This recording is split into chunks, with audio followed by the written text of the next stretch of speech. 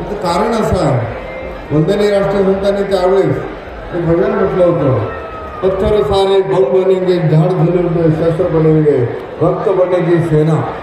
या भजनावरती आष्टीमध्ये क्रांती झाली, चिमूरमध्ये क्रांती झाली आणि खरं तर आपण ब्रिटिशांच्या या जोखडामधून मुक्त होण्याची आपल्या त्या ठिकाणी सुरुवात झाली.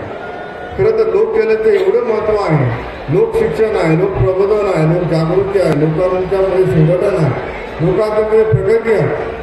खरं तर आपण ज्या वेळेस विकास करतो म्हणजे काय करतो, शिक्षणाने विकास झाला का, आमच्या संपत्तीने विकास झाला का, याच्यापेक्षा मनोवृत्तीने विकास झाला का, आमची मानसिकता बदलली का. रात्री खरं तर या ठिकाणी आपल्या माता भगिनींनी चांगली लावणी स्थापन केली.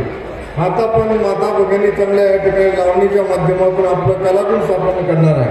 मला अत्यंत नम्रपणे आपल्याला सुचवायचं आहे, त्यांच्या कलागुणाकडे